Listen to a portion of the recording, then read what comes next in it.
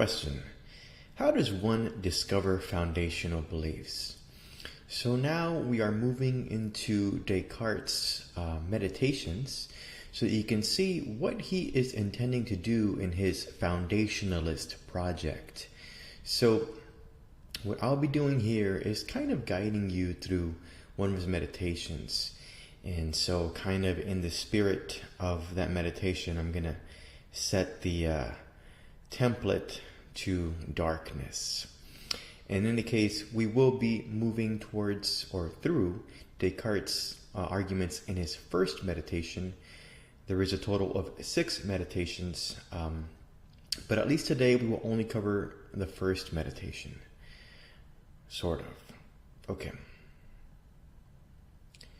So here is Descartes, and now recall that what he's trying to do here is go through his beliefs and see which of his beliefs are actually foundational, indubitable. You can't doubt them. Known with 100% certainty. That's what he's looking for. As such, well, I guess he could go through each belief individually, but that would take too long. So pretty early on, he decides, I'm not sure that any sensory information can give me a foundational belief. So I'm going to call this argument, this passage, the argument from the senses. Now, it's his first little argument, so if you are not super impressed, that's okay, there will be some more. But here's basically what he's saying. In the past, my senses have deceived me, hence, no sensory information is fully reliable. Now, of course, I do believe that all of us have had our senses deceive us in the past, whether you have waved at someone that you thought you knew, or even worse, I mean, completely, you've had maybe hallucinations, or if it's really hot, you'll see a mirage, or maybe just, kind of daze and you see things that aren't there. This happens. So Descartes is concluding from that as such, any information from the senses isn't fully reliable, and anything that isn't fully reliable can't be a foundational belief. So if you are anything like me when I first read this is probably your response right now, and that's totally okay. We will continue to move forward with his arguments. My guess is that you were thinking something like, that's too extreme. Our senses are mostly reliable, and in some cases you might even think to yourself, they're 100% reliable. There are some instances, maybe joint perception, you and someone else together verify something. Maybe that seems closer to 100% certainty. Descartes is still not convinced. So let's continue here with his arguments. I will call this passage the argument from dreams. Now, I should mention that none of these names are official. This is a common way to refer to this, but I'm just putting labels on these so that they're easy to refer to. In any case, Descartes' argument is now getting a little more interesting. In the past, I've been deceived by my dreams. Moreover, there's no reliable way of checking if I'm dreaming. So, I can't tell whether or not I'm dreaming right now. Hence, no sensory information is fully reliable. Now, let's go through these one by one. If you are, I think, a normally functioning human, you have been at some point deceived by your dreams. That is to say, your dreams felt so real, and what was happening was really irrational. Nonetheless, you believed it was real. I'll tell you one quick story of mine. I once believed that I had Magneto's powers. That is, I could control metal. And in my dream, I thought, yeah, this is perfectly rational. I can control metal, of course. I didn't think anything of it. In fact, in my dream, I started an auto body shop and I would fix cars. That is a true story. I'm sure you've also been deceived by your dreams. I've heard that some people in their dreams wake up and start getting ready for work or school or whatever, and then they really wake up and they have to do it all over again. So I think the first point is a given.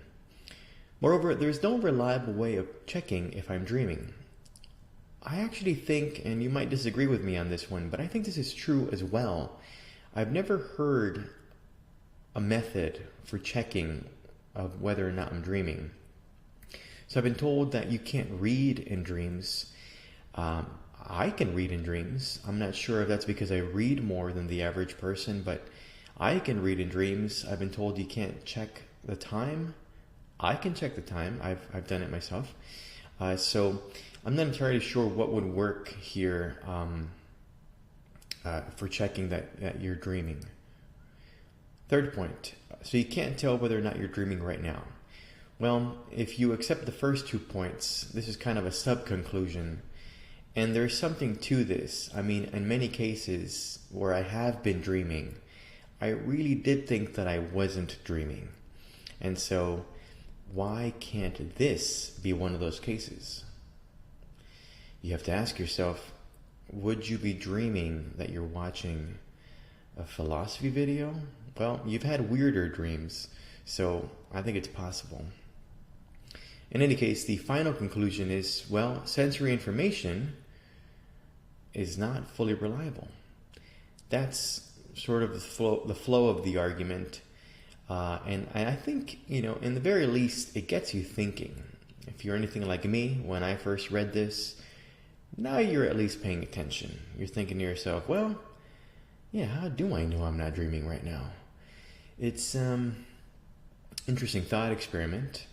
You still might be, although your interest has been piqued, you are not fully on board with Descartes' foundationalist project. So here's what you can say. Well, maybe sensory information is suspect. But our senses can verify things we know from pure reason, like mathematical laws. So what I mean by this is the senses do aid in a way, and they are important to knowledge. For example, when they taught you the commutative laws of addition and multiplication, they probably did so visually. They probably said, well, look, 5 plus 3 is the same thing as 3 plus 5. And they would show you 5 apples and then 3 apples and then kind of mix them around, right? So it might be the case that Descartes is being too harsh on sensory information. But Descartes is going to take it further then, and he's going to go ahead and say, I can even doubt truths known from pure reason. So he's saying two things. Not every truth known from pure reason is fully reliable, and the senses don't help in this regard. They can't help in this regard. So he's going to give maybe what's his most famous argument, or probably his second most famous argument now. And he actually goes through two different versions of this. I'm only going to cover the second one, and you'll see why eventually.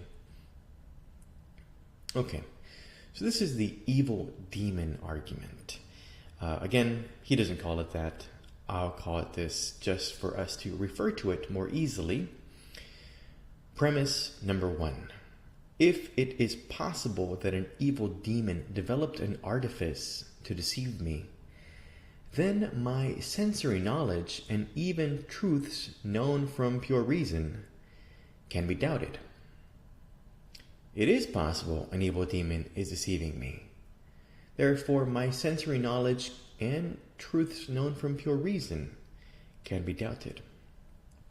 The general idea here, by the way, is that it is possible that right now some evil demon is controlling your every thought so that they make you think that reality as you see it is is one way when in fact it's another way. Maybe you're in purgatory being tortured or something.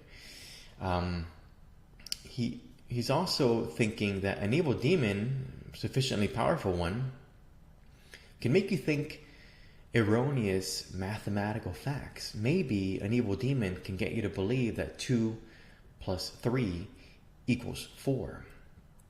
And so he's thinking, well, I mean, why wouldn't such an evil demon exist and be able to do this to me? I must say 2 things before I move forward here. The first one is that demons, the belief in demons, I should say, was much more prevalent than we are comfortable with, both in the early modern period, but especially what they call late antiquity now, the Middle Ages, the Dark Ages in Europe, if you want to call them that. And especially, during the 2nd century, so far back in ancient history, evil demons were all over the place. In fact, early Christians believed the pagan gods existed, but they believed they existed as demons. So a lot of demons going on, and nowadays, it's a little rarer to find someone who believes in evil demons. Nonetheless, that's the first thing that I'd like to say. The second thing is, I'd like to point out that Descartes is now linking doubt and the lack of knowledge with demons and evil things. Well, just think about that for a second, and maybe you'll see where Descartes is going to go with this later on.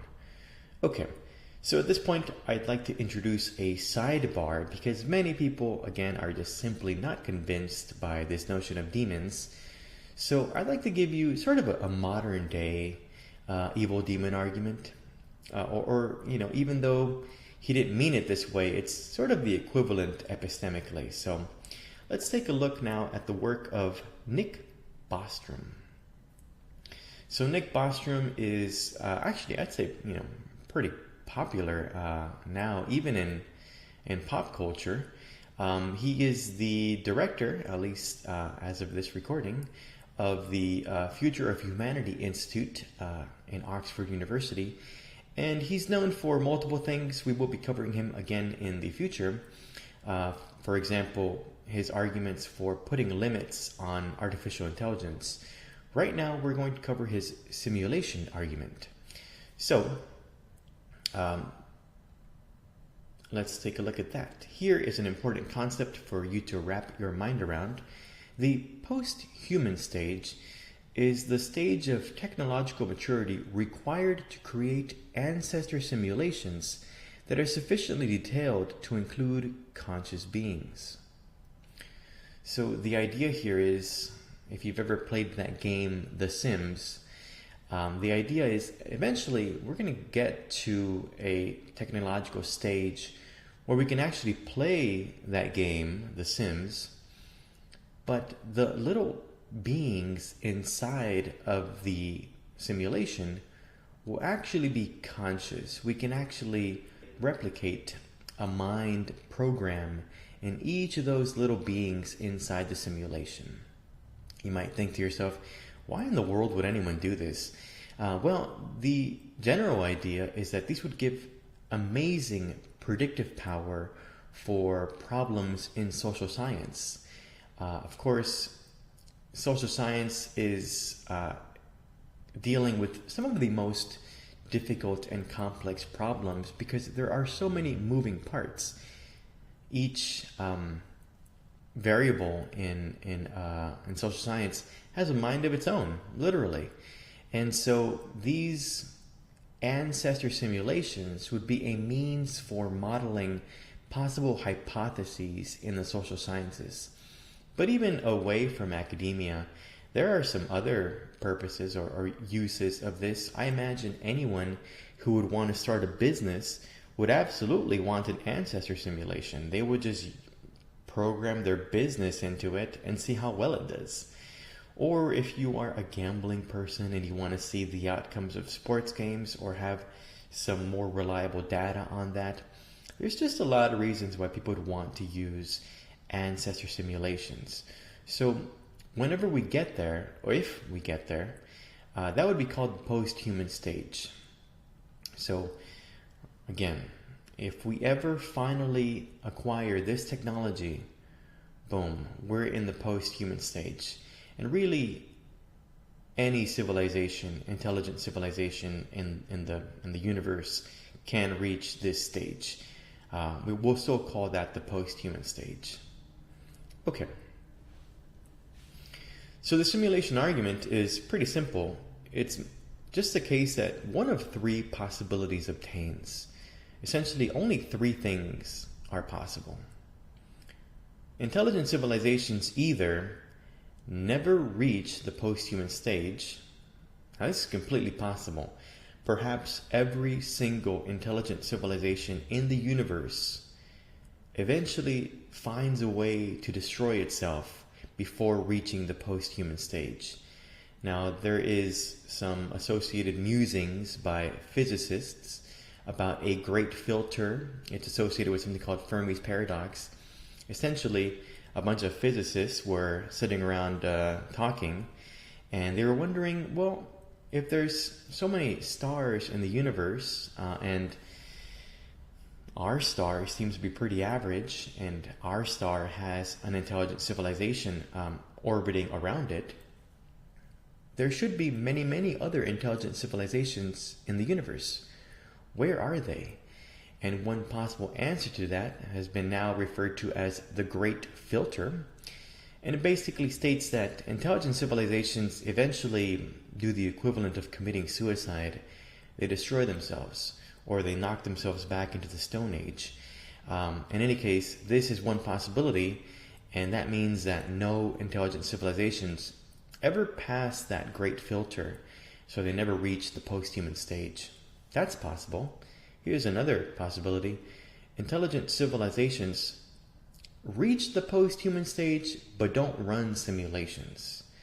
Maybe they have ethical concerns, and they think to themselves, well, we don't want to, for social science, we don't want to run a simulation of World War I and have 20 million people die and countless others suffer.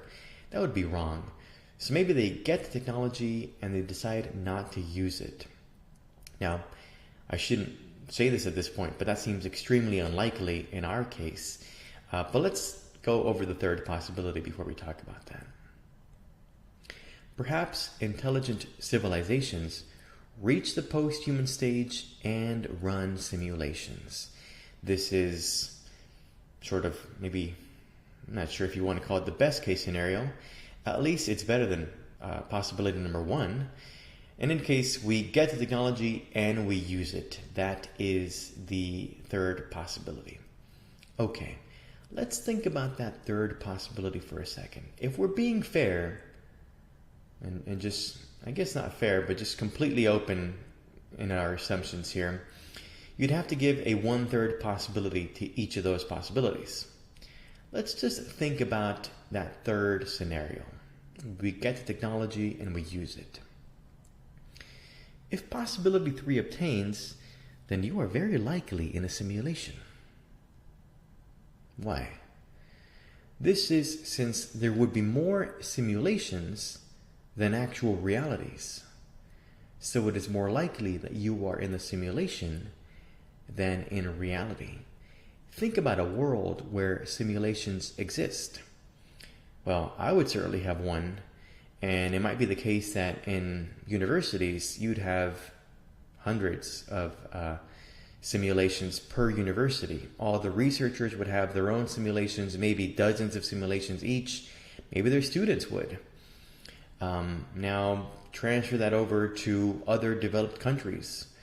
I can imagine if just everyone in China had one, plus ours, we'd have over 1 billion simulations. Now let's just say you are wondering, am I in a simulation? You have to think to yourself, how many actual realities are there? Well, that would be one.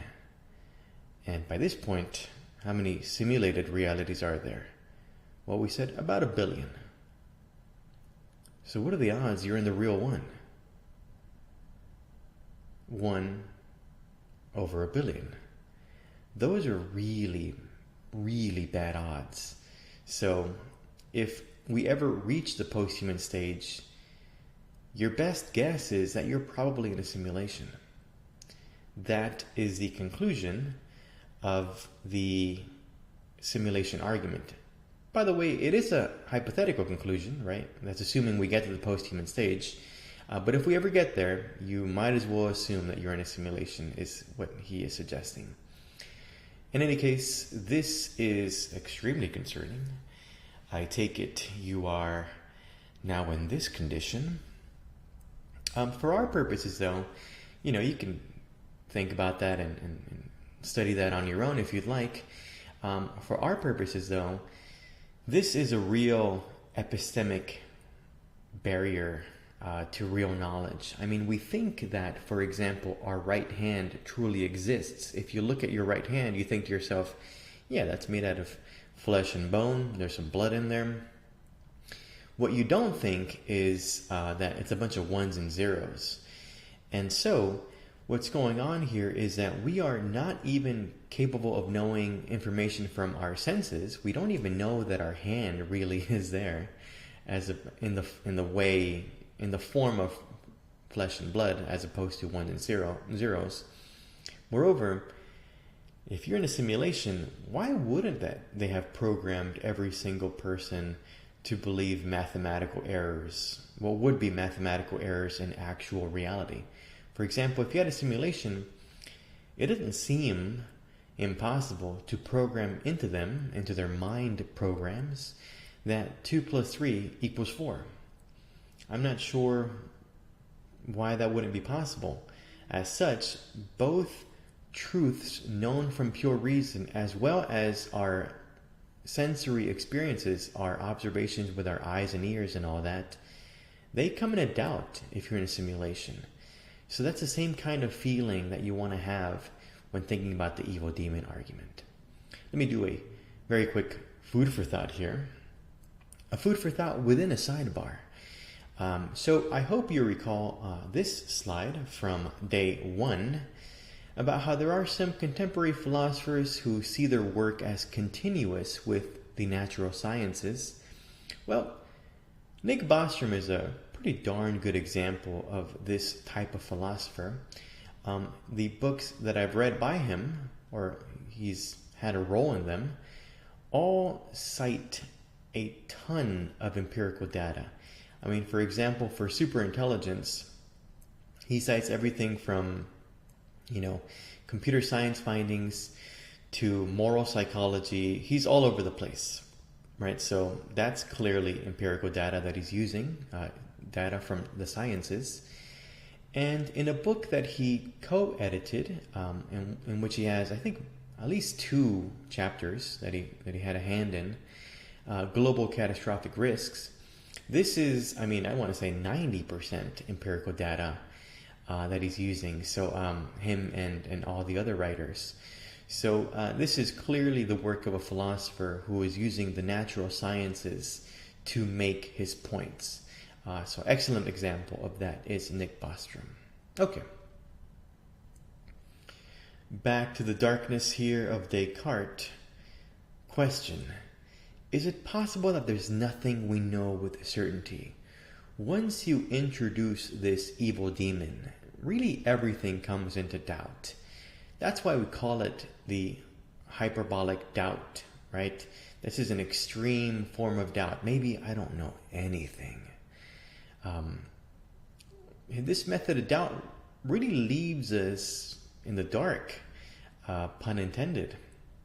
So here is what Descartes is going to go ahead and say, and this is now, I think, probably his most famous argument, even though you probably won't recognize it right away as such. But let me tell you what he says when he wonders, maybe I don't know anything.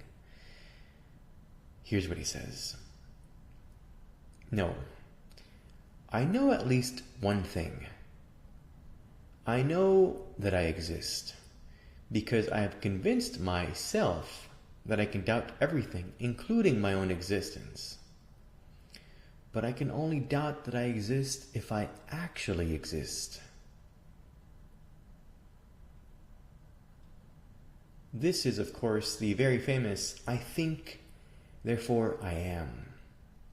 And so he does not conclude he knows nothing. He knows that at least at the moment that he is thinking, he must exist. Even if he is being fooled or deceived, there is something that is being fooled or deceived. So he must exist.